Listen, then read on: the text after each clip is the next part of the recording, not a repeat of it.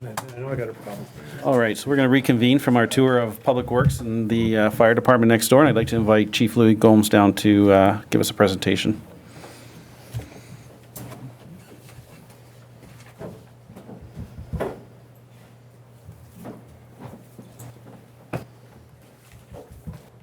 Thank you, Chief. Mayor and Council, for this opportunity to present our capital budget items for 2020. And thank you very much, Courtney, for assisting with the presentation. And Deputy Churchill, he created it actually, so good job for everyone. I'll just start here on the next page. So we've got 6 items that we're proposing in the capital budget for 2020.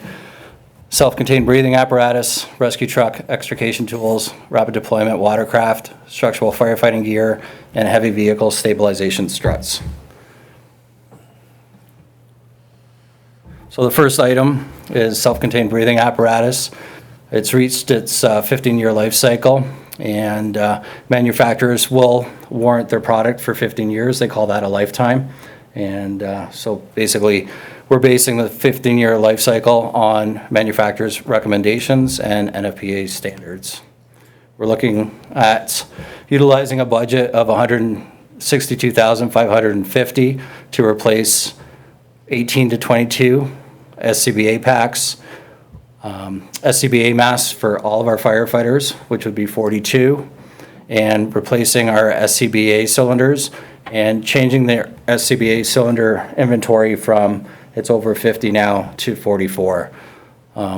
With that, we would see future savings in cylinder replacement. The capital budget forecast right now has cylinder replacement scheduled for a number of years, so we're looking at saving that cost in future years as well. So we're looking at buying a package, buying everything now in 2020, not having to spend any more capital funds on SCBA's until 2035, basically.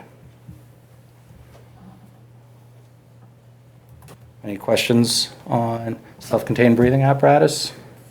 I maybe have one question. Is the goal to go towards the pack tracker system with these SCBA's, which would then lead to software costs? I know that these SCBA's have plenty of options for, accountability. Is that the direction we're going with this? The intent right now is no, based on the presentations that we saw. So that is a feature, and there are a lot of other options that are available. That being one of them, thermal imaging cameras being another. And we aren't looking at really upgrading these much more than from what the base model is at this time. One of the vendors was really upfront with us, and they said in the future, less than a year, we'll see another product available that won't be linked to the SCBA. It'll be standalone, and it's a product that will have a thermal imaging camera, GPS tracker on it, and a few other features, which will be quite interesting. So for that purpose, and appreciating the honesty of this vendor, we will not be looking at that feature for our SCBA's. Thank you. Yes, you identify $57,000 you'll be saving in the out years for cylinders. What about the mask and the SCBA stuff? So it's the masks, the cylinders, and the SCBA, so the backpacks that we wear that harness everything. They're warranted for 15 years. There is no, and their lifespan or life cycle is 15 years. So we're not looking at a replacement schedule for them until the 15 years are up. And if they do need to be replaced, both vendors that we're looking at will replace them free of charge. So you have no dollars in the out years for those 2 items. That's correct. Okay, thank you. Any other questions are we just going to talk about the SCBA's for now? Yes, and I didn't talk about their use. We did when we did our walk around the fire hall. If you wanted me to expand on their use, I could now if you wish. I have a question for the Director of Finance. It says in here that this can be funded from the cash in lieu of parkland, and is that correct? I did the same thing. No, cash in lieu of parkland is a different row, and then the other row is, discretionary reserve. yes. Okay. I did the same thing, Mr. Mayor. I thought, it's just the way the table was structured. Yeah. Thank you, Chief. Okay. Any other questions on self-contained breathing apparatus? I'll move on to the next item then, Mr. Mayor. Of course. I think what we'll do is have you just go through all the items, and then council will just ask you the questions, that you can refer back to each one. So questions at the end of the presentation? Okay. So the next item that we're looking at replacing is our rescue truck. So the rescue truck that's pictured here and the one that we presently use was purchased in 2000. And according to our asset management plan and our master fire plan and any fleet-related documents I've read, it's suggested that this only have a 20-year life cycle. So we do utilize this vehicle for the majority of our calls, and we want to ensure that when we are responding to emergencies, it's going to be able to get us there and suit our needs at the time of an emergency. The budgeted amount for this item to be replaced is $520,000. This is based on a lot of research that our committee has done, where we feel that a new rescue at this cost will meet all of our needs, requirements, and specifications.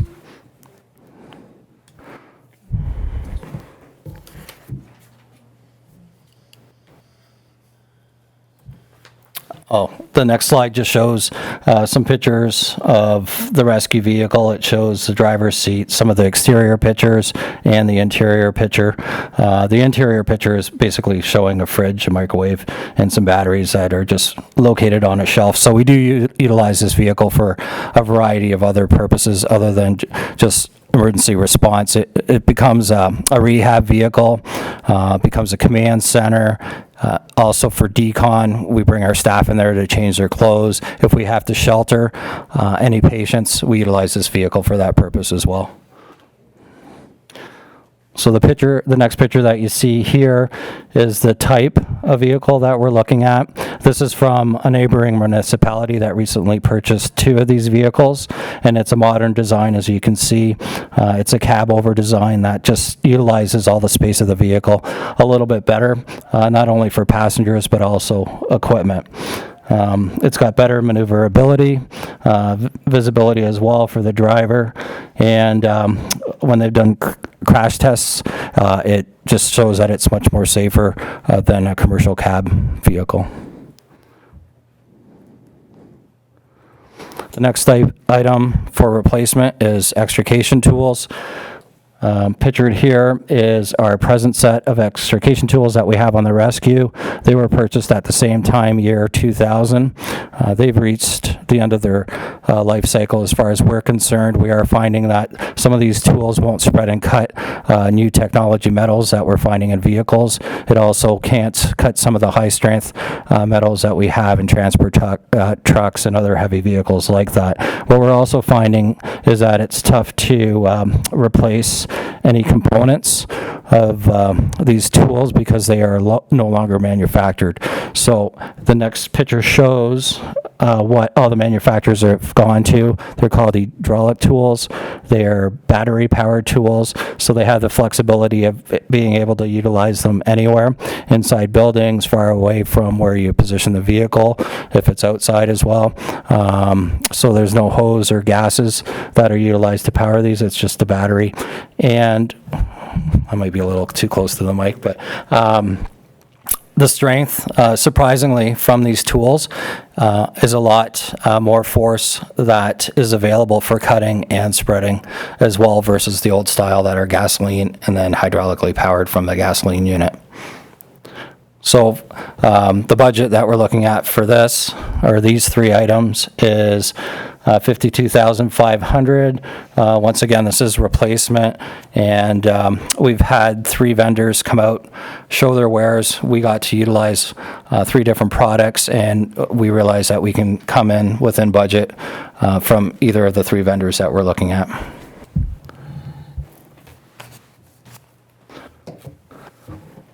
The next item that we're looking at replacing is our rapid deployment watercraft. This is basically an inflatable boat. It doesn't have a motor. It is actually powered by paddles. So manually we get it to where it needs to go. It can be utilized in all water conditions, lakes, ponds, rivers, flooding, but also snow and ice conditions as well. The budgeted amount for this item is $6,000, and we feel we're being a little creative once again with funding this project, and it would be funded through a grant. Pictured here is the type of rapid deployment watercraft that we're looking at purchasing that would fall within that budget. And as you can see, the design is a little bit different. It just allows us to get to the emergency probably a little bit quicker, but then we can actually access patients from either end of this vessel.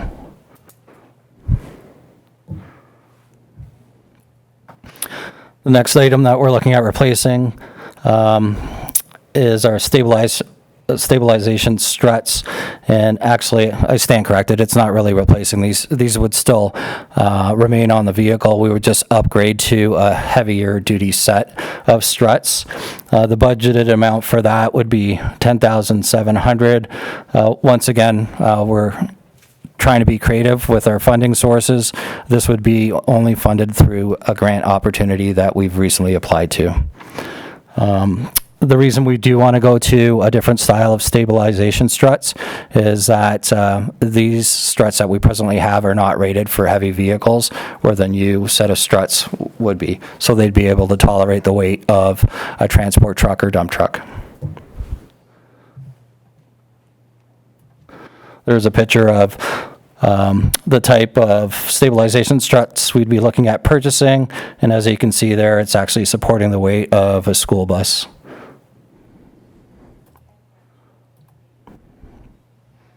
Some of the other uses for struts could be at farm accidents, industrial accidents, and also if we're concerned about structural collapse as well. These can be utilized for that purpose.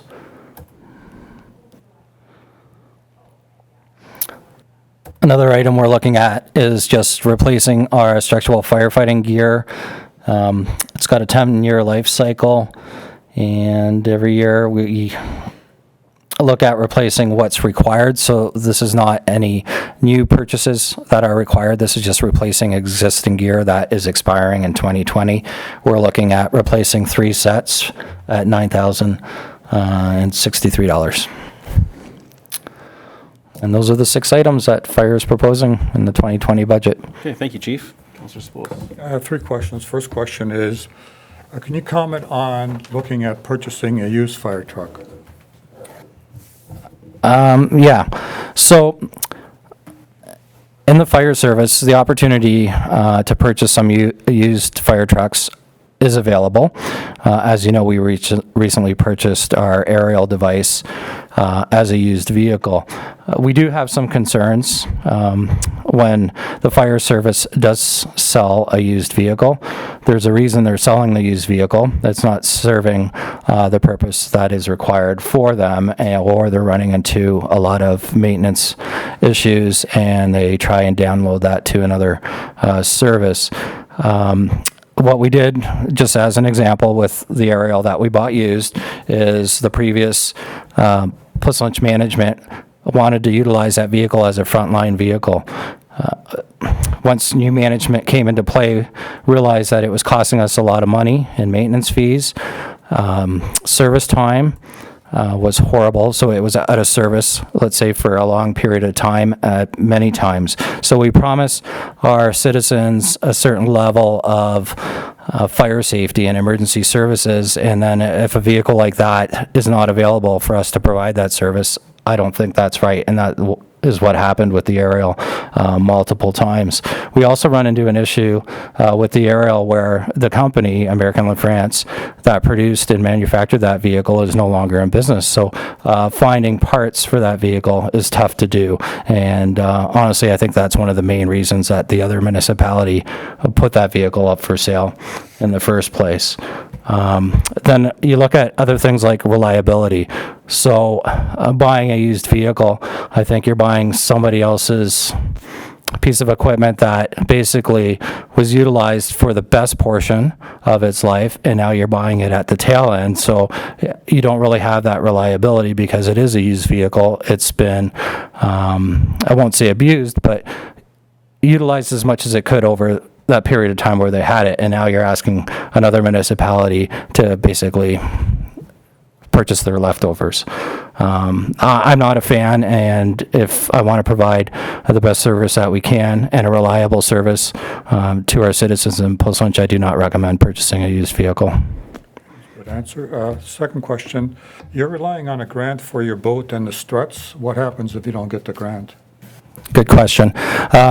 So we understand that the financial impact in 2020 is quite considerable because of all the capital projects that are going on. So we tried to do the best we can to assist and with this impact by looking at this other revenue stream or grant source.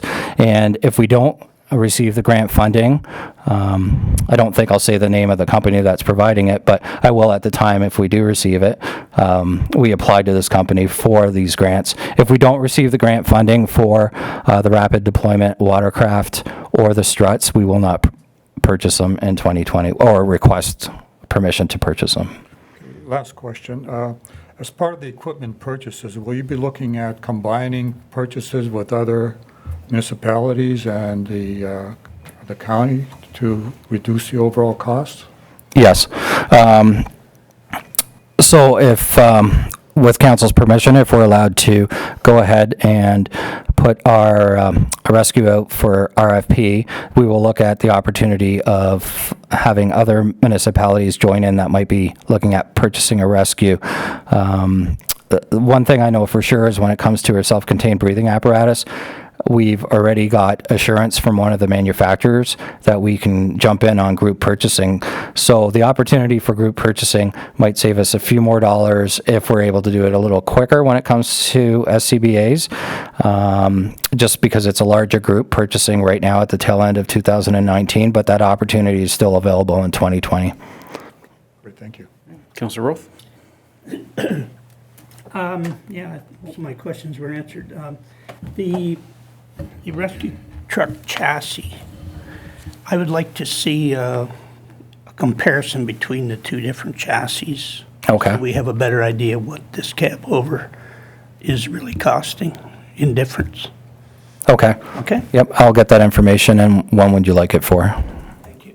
When would you like it for, Councillor Roth? Well, during the budget process. Okay, the October meeting then? Or anything. Whenever you can get it. Okay. Yeah. I have no questions. I think I asked everything when we were over at the fire hall, so thank you very much. Thank you, Chief. A few questions I have. When you were showing pictures of the current rescue, there's a lot of equipment inside of it. There's a fridge, there's radios, there's command board. This new rescue, will it come equipped with all the bracketry and the mounting for all of our equipment, or are we going to see, maybe a possible request for more funding to mount all of our equipment into that new unit?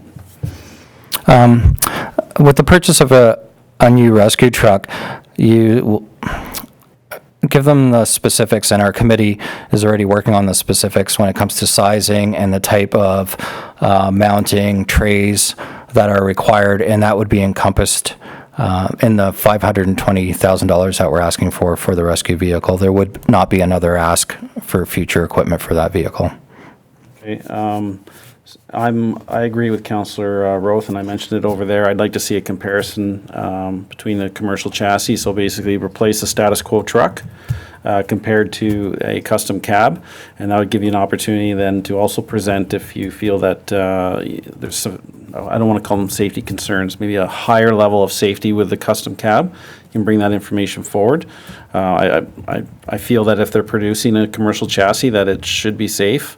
So I'd like to see those comparisons as well. Okay. So you probably know better than I do, but we're also projecting replacing a pumper. Is it next year or 2 years? 2025. 25. Have we taken any consideration into, if we go to this custom cab, doing a pumper rescue like the urban centers, and we could, blend those two trucks? We recently signed that response agreement with ambulance that we won't be responding to as many calls. So do we need as many apparatus? So we could have a pumper rescue that's, if you could pull, you don't have to pull out the picture, but there's quite a bit of storage in there, and we could go to the 401 with a pumper rescue and then 2 tankers, and then, you know, you're not waiting on that pumper to put out a car fire when you show up and it's on fire, and you're not waiting for the extrication tools when you get there and somebody's trapped. So have you explored amalgamating these apparatus cost efficiencies? I have not explored reducing the size of our fleet for a few different reasons, but first I'll just touch on the fact that the new rescue, we're looking at having a fire suppression component to that, so that being a CAF system, which is a compressed air foam system. Just doing our quick assessment on the financials of doing so, we feel that we can do that within this budget of $520,000 for a new rescue truck. Combining 2 vehicles could make sense. I know a neighboring municipality that did so. However, I can't remember the exact figure of that vehicle, but I think it was in the neighborhood of $1.3 to $1.6 million. So we can, at that cost, we can definitely buy a pumper and a rescue that suits our needs here in the township of Puslinch. One of my other concerns is that we have to meet certain criteria for water shuttle accreditation. This provides a considerable discount and insurance savings to our property owners, and I'd have to look into whether or not that would change our availability to meet this certification requirement, because and then another idea that comes to mind, if we are still considering the idea of a second station in the future, that station, as per the master fire plan, requests 2 apparatus to go to that station, one being a pumper, the other to be a tanker, which would leave 4 pieces of apparatus here at the main station. And if we reduce that fleet by 1, that would only leave 3 pieces of apparatus here at the station. And then there is a lot of concerns about being able to provide proper service, including getting our personnel resources to the scene to do so. So there's a lot of considerations. It is a good idea. We would definitely keep that in mind, but those are just some thoughts that popped into my head right now to help answer your question. If we could firm up that number on costing, I think City of Guelph, they bought the Avenger. Now, mind you, it was a demo unit. It was, you know, from what I heard, $800,000-900,000, and it's a pumper rescue. Now, mind you, it's a smaller one and I'm just seeing the size of that one that you're proposing, that there is maybe potential there. So I'd like to maybe have some further conversations with you, and we can maybe report back later. Sure, definitely. Back to the gear. You're only purchasing 3, which is fine. Just seems as they come due for recycle. But is that single source, or is that going out to tender? It's single source. So we're of the theory right now where we want to keep all of our gear consistent. Everybody has the same type of gear. They're all very similar in price, and honestly, for 3 sets of gear, I don't know how many. I don't know if it'd be worth it to go out for tender.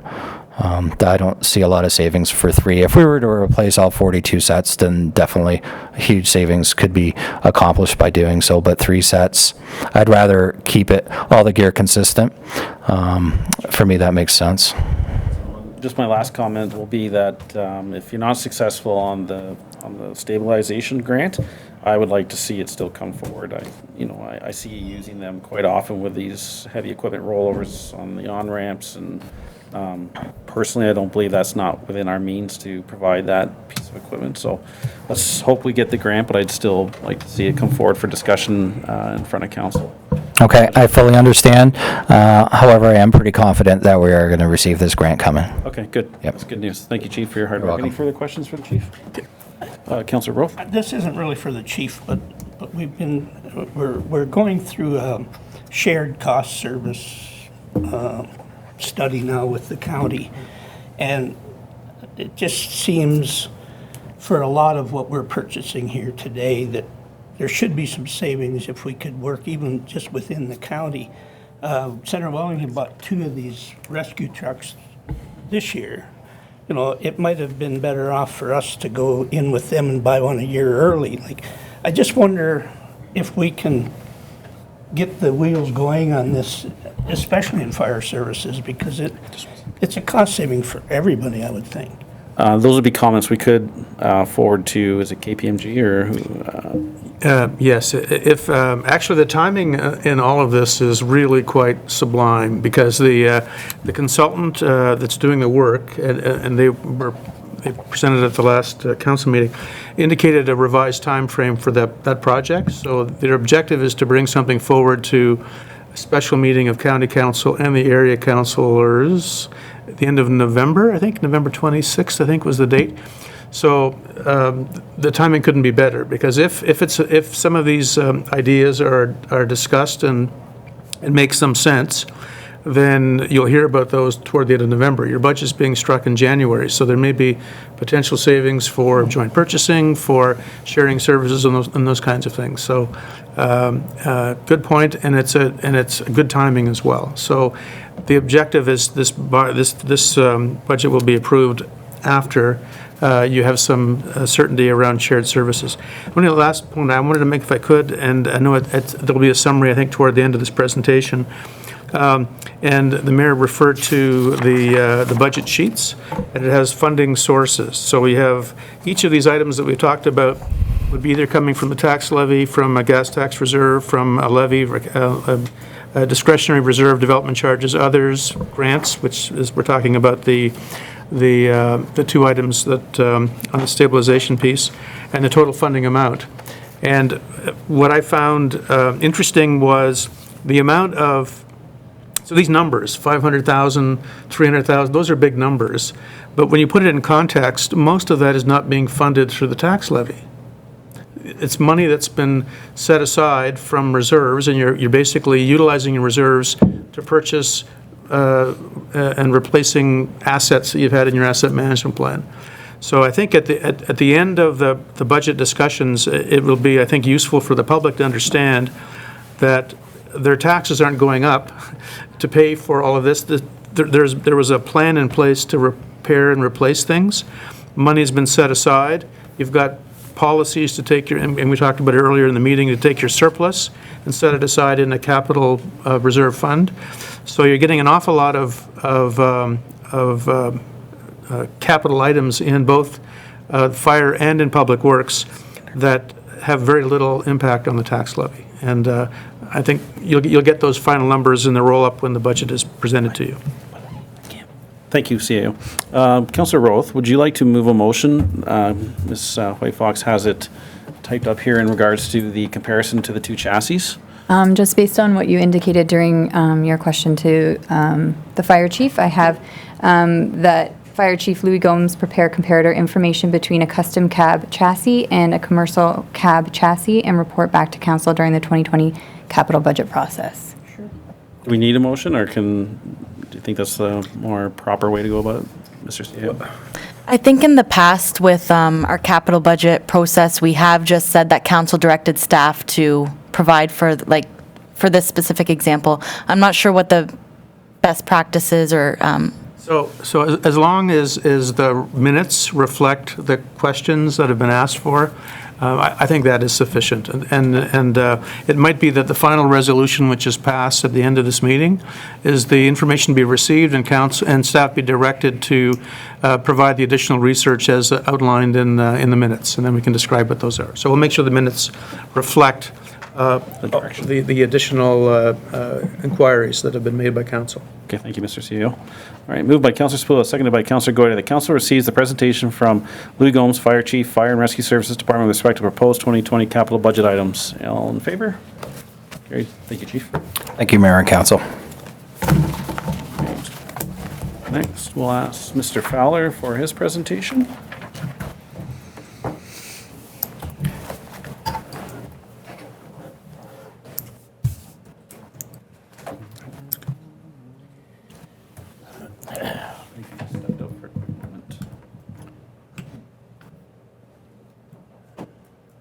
We don't have any other business to do while we wait for Mr. Fowler. Where did he go? I think he went to use the washroom.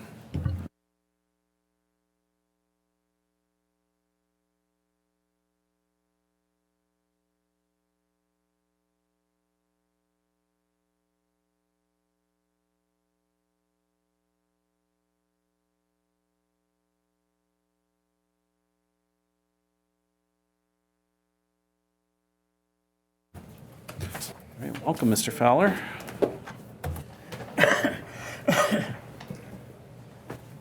Morning again, Mr. Mayor, councilors.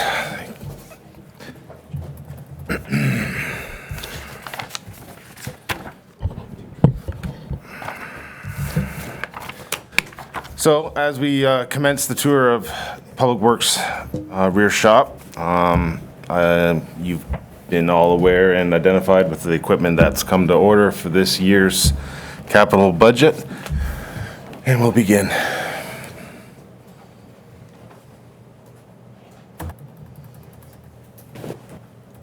Right. Here we go.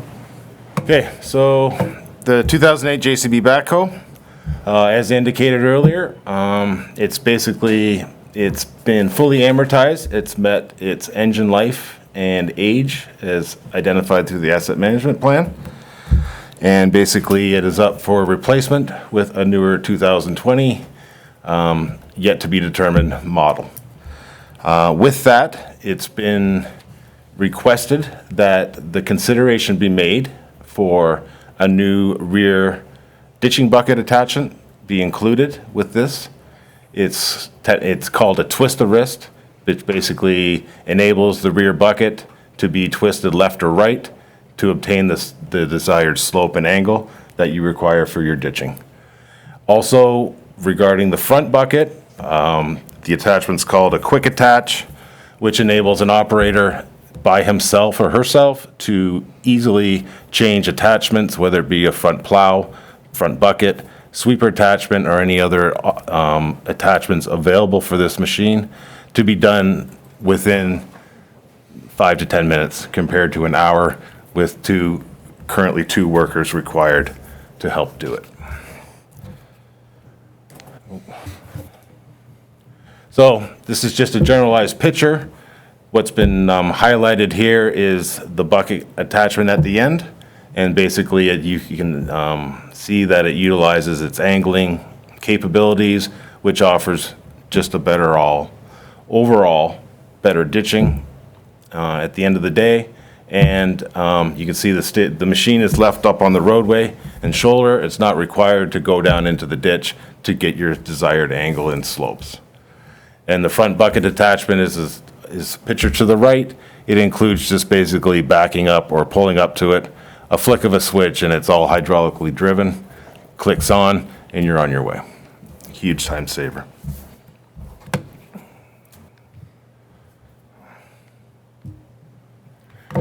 (2008) 1-ton Chev.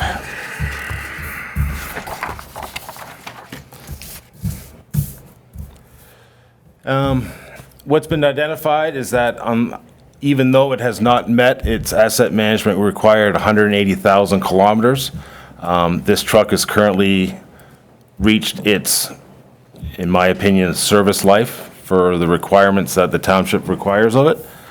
The proposal today is to ask for a new unit altogether, which would include a new front plow and salter unit. Currently, the one employed now is over 12 years old. Our rear sanding, salting unit is hydraulically driven. With the upgraded purchase, we would be looking to have the same size of hopper, carry the same amount, yet it would be electrically driven with a simple toggle switch in the cab.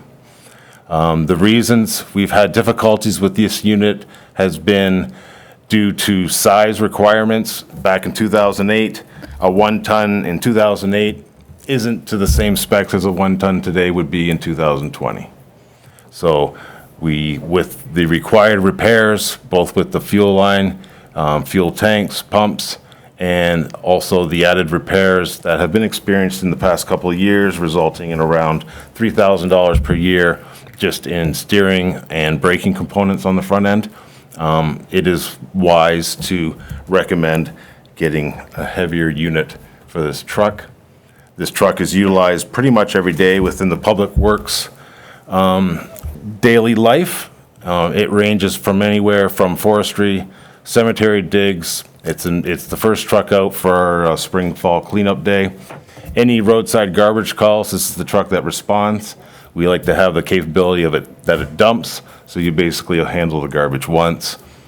any type of small sodding, topsoil work, culvert replacement, one-off, some hauling gravel and stuff. So this is a very well-utilized piece of equipment, and it's in its time, it was very economical to run and operate for the township, and it's just met its useful life now. And this would basically be the replacement. So the front plow, not necessarily the exact one we would order, but it's the size where it's a poly plow. So it's more like a plastic composite plow, a lot lighter, more reliable. You know, I can't give you exact figures on the type of fuel that would be saved, but just with the driving around with the lighter unit, like for plow and sander, obviously you're gonna have savings. It's gonna be less wear and tear on now a beefier frame of today's standards as far as MTO specs for weight and what you can haul. Truck 304, single axle dump, 2011. As indicated earlier, even though it was identified as a 2011, we have had it one more plowing season, the 2010 winter season. This truck has its purpose in life. It's just, unfortunately for us, it's not doing the job that it was technically built for. It's an undersized truck for the requirements that the township is asking of it. And over time, now that we're approaching close to 12 years or 10 years, it's showing its wear, it's showing its age. We are experiencing not just minor mechanical failures, but major, which results in downtime, unreliability as far as our maintenance standards go for winter service. And what is being asked of council today is for the proposal of a tandem unit. This will enable the Public Works Department to be able to haul more. It'll cut down on travel time for reloading, and we will provide a better service for that run that truck's dedicated to. With today's standards, it's going to be offered better fuel economy, obviously. As each year goes by, more and more advantages are obtained. This truck still has a useful life. As far as a trade-in value, in my opinion, it just needs to find that proper useful life. And so I have a little, so this is just a little link that I found. It's from Viking Sieves. It's for a tandem roll-off system. And this is what you do that? It has some information on it. This this wouldn't be something that the Public Works Department would come and ask for in tandem replacements. It was identified that with the replacement of 304 coming up, this was an opportunity to explore basically a jack-of-all-trades kind of Swiss Army knife of a truck and the possible benefits that can be accomplished and upgraded service that the township could possibly offer in the future with beginning with something like this. Is it okay? You have to do it? Okay, thank you. Oh, is there a video? Gotcha. I didn't realize there was a video.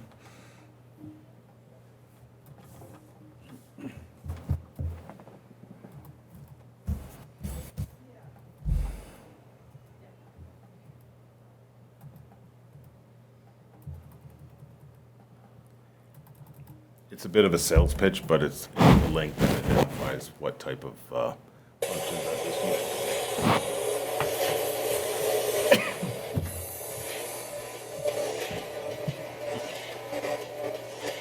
Introducing the first of its kind municipal roll-off truck from Viking Sieves.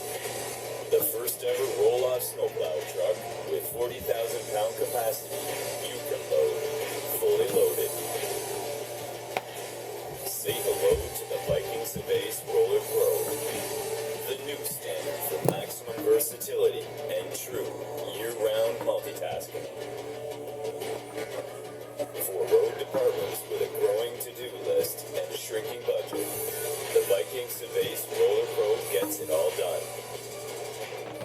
replacing up to 5 dedicated trucks, the Roller Pro gives road crews all the right tools for every season. At 60% less capital required and 80% savings in maintenance. For snow and ice control, the tried and true Viking Survey Sandhopper and Salt Spreader package is ready for duty.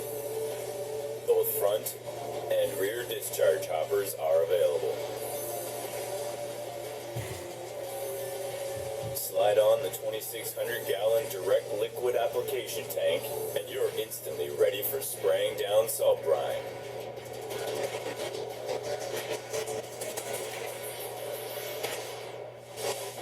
The same tank can be doubled up for street flushing, bridge washing, dust control, and even plant watering. Moving equipment? The Roller Pro's 16-foot flatbed provides smooth logistics, featuring on-the-ground loading and up to 40,000 pounds. Hauling and dumping is also easy with the Roller Pro's all-purpose 14.9 cubic yard heavy-duty dump body.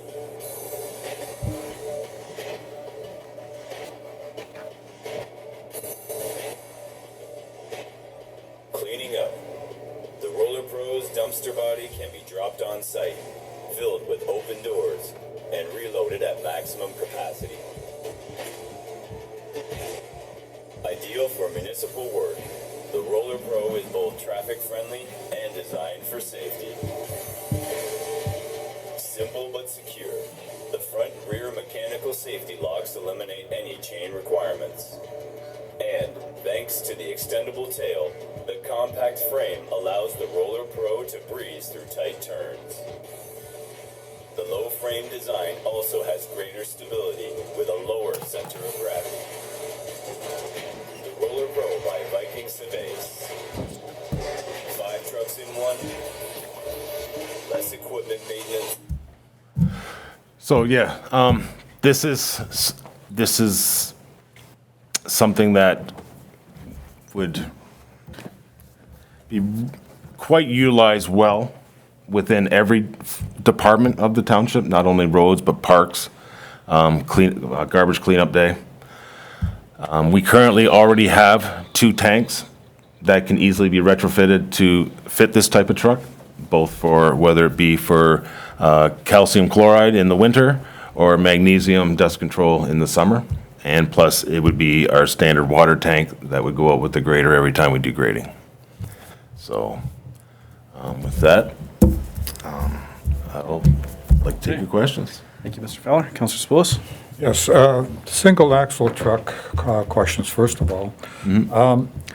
Is it possible you can look at cost savings to buy bulk in 3 tandem trucks? 3 trucks, because I understand in your capital budget for 2021, you're purchasing 2 more.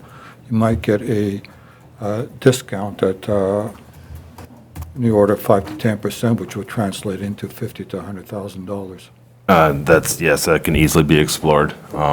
Actually, I was in contact with the county yesterday trying to see if it was possible to piggyback certain tenders, and unfortunately, they've already have put their tenders in. I can easily put type of a mass email out to the other road supers or directors asking about tendering for the 2020. Okay, I'm looking at also combining the 2021 to see what the price savings will be on that Sure. as well. I would have to be in contact with a representative from Viking Civs, but that would be certainly a possibility. Okay,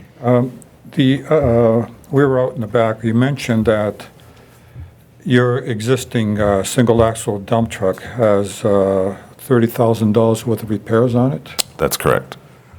Is there an opportunity to look at leasing a truck instead of putting good money after bad type of thing for this coming winter season? Absolutely. I can put feelers out. Okay, great. The 1.5 dump truck, just for the public record, you're recommending that the rear lift be sold as part of the truck to realize the cost savings? Yes, I do. Okay. And Mr. Mayor, I have some questions with respect to the other items in the capital program apart from vehicles, so I was wondering, can I ask those after you finish with the vehicles? Sure. Thank you. Councillor Roth? I have no questions. Councillor Goda? I do have just a couple. For truck 305, the new plow and salt, sorry, I don't know the exact terminology, the salter that you would be looking to purchase with it. In the future, when we need to replace that truck again, those items would be transferable to a new truck down the road? That would be my intention. Okay. And hopefully, yes. Okay, so they would have a longer life expectancy than the vehicle itself? Yes, the current plow, and unfortunately, I don't have the hopper, but they gave us close to 12 years of service with some problems, but nothing severe. The plow and hopper that I would like to purchase for 305 would be the same type of models that were bought with Truck 5 2 years ago, where we've had no maintenance issues at all with them. They've been absolutely superb. Okay. And then for truck 304, this roll-off accessory that we watched the video on, have you included that in your cost projection in the budget? Yes, I have. Okay, so that would be part of the 300,000. Yes, that's what the increased cost is compared to what the asset management identified as just a normal tandem with just a secured dump box instead of it being the ability to roll off or interchangeable. And so how much extra is that one component of it, the roll-off? It, by the time we were to get the truck, the sanding unit, and just like a normal low roll-off, like gravel box, construction box, it was probably close to $100,000 difference. But it's a one-time purchase. Moving forward, the rest of the tandems would not be asked of this to be included like this. This is a truck that would be bought once, and due to the size of our township, we only require one. The county has 3, to my knowledge, and the township, or the town of Erin, has 2, and they speak very highly of them as far as being versatile for their crews and employees. And what equipment do we have right now that could be retrofit to be used on that roll-off? I currently have a water tank, which is used for dust control. Okay, Goes out with the grader every time, and we also have our brine tank, which is used for magnesium chloride in the summer for dust control, and then calcium chloride is our salt brine in the winter. and so what happens right now? How do you load those on right now? The salt, or the salt brine tank, goes into truck 301 because it has the hydraulics needed to run the pump. Okay.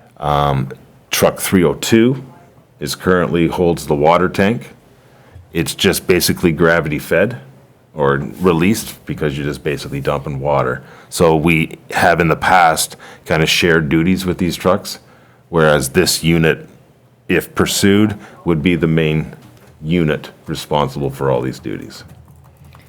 And so how do you get those tanks into the trucks now? Backhoe? Backhoe, manpower, and chainfall.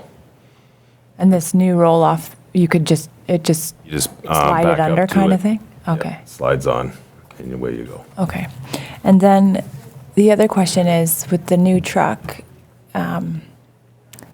like the plow equipment and the salting equipment, do we use the equipment from the existing truck and transfer it? Is it transferable, or is all that come with it? That would be included in the tender. It would be all new. Okay. Okay. And then I guess my other question is, this is maybe for the CAO, if council decides that we would want to go ahead with this, given the long time it takes to order something like that, what would be the best sort of plan of attack by council in order to get this ordered so that we potentially may have it in use? Sure. So there are opportunities for sort of pre-approval of a budget item. I think before we would consider that, my advice would be to let the staff get more of the information about this and bring it forward to council, because there's a couple of things I heard during the conversations. One is, are there opportunities maybe to bulk purchase? So if Mr. Fowler is able to contact other municipalities to see if there are potential savings there. We've heard a little bit about leasing on a short-term basis, so we need to get some information on that.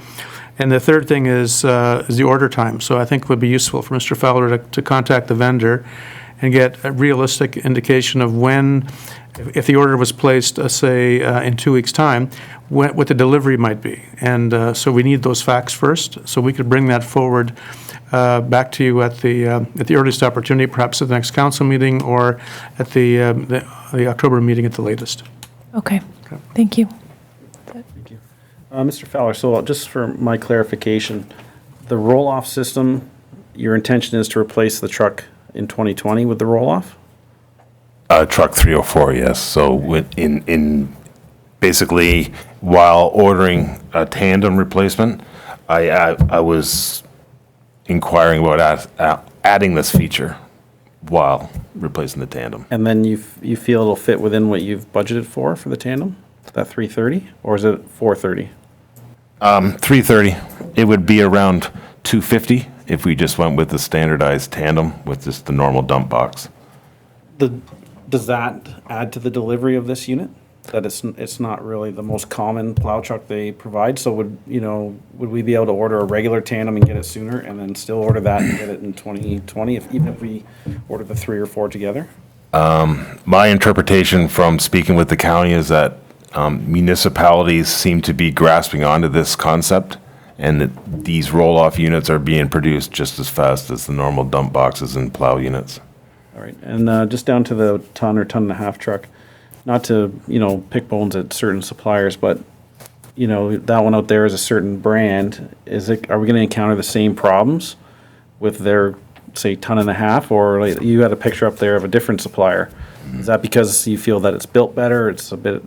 No, by no means was I trying to endorse a brand. I found it looked the most like a Red Township truck. So you'd be confident in any of the brands if they're labeled a ton and a half? Again, a little research, maybe. I know City of Guelph uses a lot of Fords. I know Aaron tends to go with Fords also, and even the county has done both Chevy and Dodge along with Ford. So a quick call just to kind of get a consensus. Is this another example where we're using a little pickup truck and we're overloading it, and that's why we're having the maintenance issues? You're recommending a ton and a half. Is there another pickup size up? Do we need to upsize even more? No, I'm quite confident in suggesting a ton and a half. I think anything larger would probably be overkill for what it's being asked to do. And I'm even going to inquire about not going with a diesel. I'm going with a large gas motor. The diesel cost is significant. The diesel cost is significant, and especially moving forward with the new emissions, they're not very reliable as far as durability. So I don't want to have to come back a year from now or two and answer that why these emission systems are failing and costing a good penny. So I agree with Councillor Sapoulis and this council where, look at the opportunities to order those other 2 tandems a year early and see some cost savings, and then look into this roll-off. So, and I think Councillor Sapoulis has some other capital questions. Yes, I do. Concession 1, I drove out there and I agree with the assessment, even though the pavement condition index says it's in the order 65. When was the road last paved? Close to 25 years ago. Okay, so that explains it, because I looked at it, the ditching there is pretty non-existent. So would the design include reditching at the same time? The only identified spot that I would classify or say that ditching is required is the hills through Crieff, down at the bottom of the hill. Last winter, we did have problems with some road flooding at the bottom of the hill just from all the runoff. In part, it was due to not properly ditched ditches, but also with people just shoving their snow over the culvert ends from their driveways, caused a lot of backup and ponding. Okay, second question, gravel roads. I know we haven't got the study in yet, but for the next meeting, I guess, of this group, can we ask you to come forward with the next gravel road you would suggest to pave? Absolutely. Apart from concession 7, I don't want Councillor Roth being favored. Okay. Yes, I'm currently working with GM Blue Plan now Okay. to identify certain areas. Okay. And the last question I have is, at the last council meeting, we had a deputation with respect to a washroom at the Old Morrison Park. Is it possible you can come forward with the approximate costing for the next meeting concerning the capital budget? Yes, I will. I will be meeting with Mary to discuss that. That's all I have. Thank you. Okay. Councillor Roth, any questions on projects? No. Councillor Goyda? I did have one question about the stormwater facility on Kerr Crescent, and I now can't find where I read this thing, but it said something about riprap, and I had no idea what that was. That is, basically, it's certain size crushed stone used in ditches or swales, and it's used to break down the flow of water flowing over it, so you don't get massive erosion or, we'll say, land loss in that area. Okay. I would have to look at what was identified in the report to know exactly where they were planning on putting that. Okay. My assumption would be anywhere where culverts would empty into the stormwater pond, it would cut down on erosion on the side banks. Okay. And so this is a pretty significant cost, and is this something that is expected? Or is this kind of, it says, remedial work, so is there an anticipated problem that's taking place in that stormwater facility that we're trying to rectify, or is this more of a maintenance thing that we may have to do again in a certain number of years? It would have a little bit to do with deferred maintenance over the years. We currently don't have any records of these ponds being maintained per se. So there's a lot of weed and tree overgrowth. Security fencing has been compromised and is failing. And a lot of silt buildup, especially in the industrial areas, due to snow removal. Contractors seem to grab the snow, throw it over our fence into our ponds. They grab a lot of gravel with that, in gravel parking lots in general. All the parking lots surrounding the Kerr Crescent facility are gravel, and the runoff is just silt from these parking lots. Okay. Okay. That was it.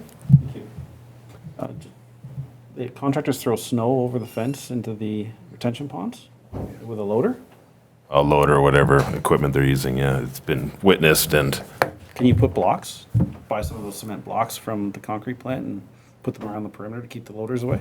the one current customer that I'm referring to actually did that, just so they wouldn't back their trailers basically into the pond, and they were able to still maneuver. I mean, it's, our fence is right on property line with this individual, and so they clean snow right to the fence, and then it becomes, well, I have nowhere to put it, we throw it over. And I guess they feel because it's just a pond or a place for water to gather, it's fine. Also, in your budget, you've put $30,000 for replacement of the bleachers at the pull track. And, I know those bleachers, they don't get used much. And what's the condition of those bleachers, in your opinion? My opinion is they are in good shape. They're moved around with no problems as far as structure or durability. I don't know how secure I feel without addressing the building code issues that was identified in the inspections. What are the building code issues? They're not properly built as far as your risers and seats go. They're too high. The risers technically don't have any reinforcement at the back so small children can fall through if you're sitting on a seat. If you had to estimate, what would it cost to bring them up to a standard that you would feel comfortable with them? Roughly a couple $1,000s.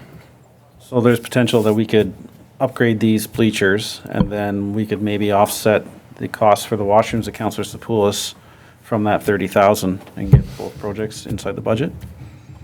It is quite possible. Do they need handrails as well? I would have to look at the inspection report. I know the inspection report identified the treads and risers. So I would like to see if you could report back in conjunction with Councillor Sapoulis' request for the washrooms, that we just put some maintenance into the bleachers, and then we can offset that 30,000 for them and use it towards the washrooms. They were full this fall fair. I mean, Councillor Goyda, you were there as well. The bleachers? Yeah. You know, I'm going on your expertise and your opinion, and I sat on them, but there is quite a gap, so some deck boards or something across the front, but if there's some budget savings here, and then we can, you know, get these washrooms up and running. Councillor Roth, you were on vacation, but we had a delegation from a coach of an under-19 baseball team, and he was requesting that the washrooms be opened up at Morrison Park, Old Morrison Park, and that was what Councillor Sapoulis was referencing earlier. So if you could report back on the options for these bleachers versus full replacement, that would be fantastic. If council's supportive of that, just report on that. Okay. I'm fine with that. All right. Thank you. Just a point, with respect to the bleachers not conforming to the current codes, there is a provision of a grandfather clause in the building code, so as long as you don't touch it, you can keep it as is. That's my understanding. You may want to check that with the consultant. Okay, I will. Again, they were basically identified for replacement just due to that fact of the not up to current building code, not identified with as being deteriorated by any means. Just check if you're allowed to maintain them as status quo, or if we just cannot touch them. So that'd be important.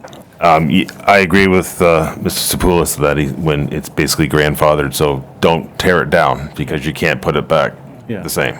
But could you add deck boards to the front? Is what I'm. Yes, quite easily. Right. Okay. Councillor Rowe? Yeah, I just wanted to talk to the bleachers as well, and I forgot when you asked me, but I think these are only used once a year. Yeah. Yeah. So $30,000 to get new bleachers for once a year seems a little. Well, and our washrooms are used, just the T-ballers use it weekly at Old Meadows. They're used 2-3 times a week. The ball diamonds down in Morrison, they're used 2-3 times a week. And, so they could use the influx of maintenance. Where I don't want to abandon the bleachers because, like I mentioned, at the fall fair and at other events held there, they are utilized, but I don't believe But at the very least, they have to be movable bleachers, Yeah. because you don't want to build stationary bleachers in a location that's going to be used one day of the year. Well, correct me if I'm wrong, Mr. Fowler, you move them just to facilitate lawn mowing, correct? Like you could leave them where they are. It's just to make it easier for staff to cut grass. Yes. Yeah. Basically, we just move them onto the pull track during the summer so we can facilitate cutting without having to move them. And then the fall board or fair board usually moves them to their desired location. Great. Anything else, Councillor Roth? No? Okay. Thank you. Moved by Councillor Goyda, seconded by Councillor Sapoulis. The council receives a presentation from Mike Fowler, Supervisor of Public Works, Parks and Facilities with respect to proposed 2020 capital budget items. All in favor? Carried. If I could just say one more thing. Basically, the attentiveness and basically opening your ears to the issues that Public Works has experienced in the past year, I'd just like to say, both from myself and my crew in the back, that it hasn't gone unnoticed, and we'd just like to say thank you for at least entertaining and inquiring about it. It means a lot, so thank you. Thank you. I do have one question for the CAO, actually, still pertaining to capital projects. Right. Is we've had some site visits and, some capital projects that were proposed, and we haven't seen them in the budget. Is there still an opportunity for that? Yes, there is certainly an opportunity. There's going to be a public meeting on the overall budget, but I know that there are some other suggestions, and that's frankly, we'd like to hear from council between now and perhaps the end of October or the third week in October about other items. What you see before you today are projects which shouldn't come as too much of a surprise because they're included in the asset management plan or in other studies. But certainly, if there are other issues that are of concern or that you want to bring forward, then there's time to do that. I would suggest, the sooner the better, but this is just the first step of the budget process. But are you speaking about the school issue? Yes. Yeah. There's one, yeah. Do you want me to speak to it now, or? Sure. Well, so I had a conversation with Jennifer from the Upper Grand District School Board, and I believe she or Mr. Tribe from the school are going to delegate at our next council meeting. But, that's all I know as of this point. I think they've reached out to Mr. Fowler, and so I'll give you a little bit of background history. Received some complaints about the congestion of traffic over at Aberfoyle School. The principal asked to meet with me, and he says it's not, I hate using safety for everything to get, but anyhow, there's tons of parents parking there, and then kids are walking up between cars, and they're trying to get to school, and we made the suggestion that possibly putting in a sidewalk on the one side of the street to, facilitate the foot traffic to be on the sidewalk and not the road. And then in the future going forward, we might have to take a look at the parking restrictions around Aberfoyle School just to facilitate the school buses leaving. So at the time, the CEO and Mr. Fowler, we had a site visit, and we mentioned about coming to as a delegation. It kind of got... All the neighbors came up too. Yeah, they're very upset. I mean, people are cutting through their driveways to get out faster because everybody's in a rush. And ultimately, the goal may be to put the personal vehicles out of the community center, and then they walk their kids in. And that's why I spoke with the ex-road superintendent. He said that's why those lights were put in at Maple Leaf Lane, was to facilitate the students walking back and forth across Brock Road. So we thought maybe they weren't going to delegate, but my most recent conversation is that they are going to attend, and you might be able to speak to that. But that's the basis of my knowledge of the project so far. But it'll be a capital project, and Mr. Fowler gave us a bit of an estimate the day of. There's a few unknowns, and I'd like to have some discussions on it. So I don't know if you have anything to add, Mr. CAO. Well, that's good that they are making a delegation, so it'll be an opportunity for them to come before council and express the need. And then if it's council's direction, we could get some information on estimates and timing and so on. So there's time to do that. And again, the timing is good because they made the contact just after the school year started. And there's time to capture something like this in the context of this budget. So now I think we're on to the Director of Finance on her. Yeah, so it's just all the other capital budget sheets, and if you guys have any specific questions, feel free to ask. Do you want me to go by department, or? This was kind of an introduction to the budget. I don't, do we want to review it, each department right now, council? I'm okay going by exception. Okay. In other words, if anybody's got any questions, Yeah, just same. do it, and that's it. All right. Okay, so I think it might be easier then, so to start on page 20 of 117. And if there's any questions about some of the items identified in corporate, I would be very happy to answer them. Any questions? I do have one quick question on this. I'm just trying to, it really doesn't matter, but the total funding here is 55,000, and some of these works are already underway. Right. So what is this $55,000 going towards specifically? Is So- it just the vehicles getting branded, or is it a little bit of everything? It's a little bit of everything, and it's actually what I submitted to the Rural Economic Development Program for some of these signage initiatives. And so you're correct, it's a phased-in project. And so some of the costs are being done in 2019, some in 2020, and some in 2021, and Okay. it's all contingent on grant funding. Okay, makes sense.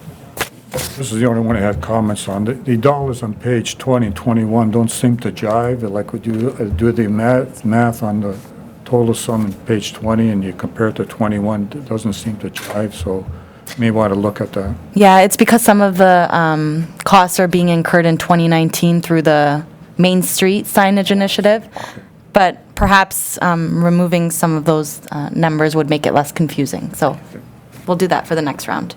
Okay. Any other? I don't know.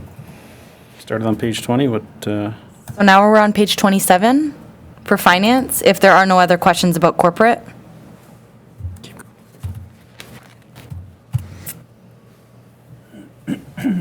Okay. And then fire and rescue, you've already asked your questions.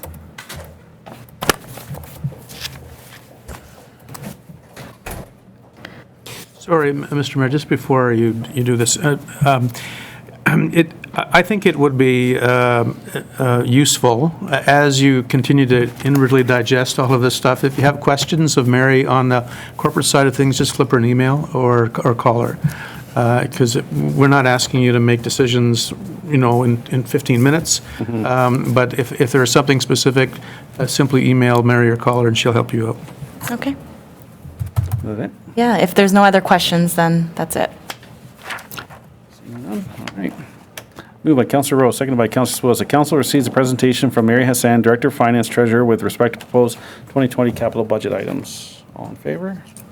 Carried.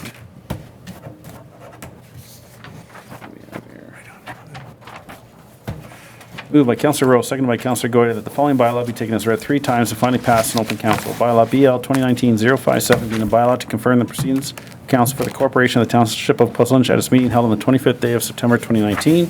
All in favor? Carried. Moved by Councilor Rowe, seconded by Councilor Goyette, that council hereby adjourns at 12:02 p.m. All in favor? Carried. Have a great afternoon, everyone.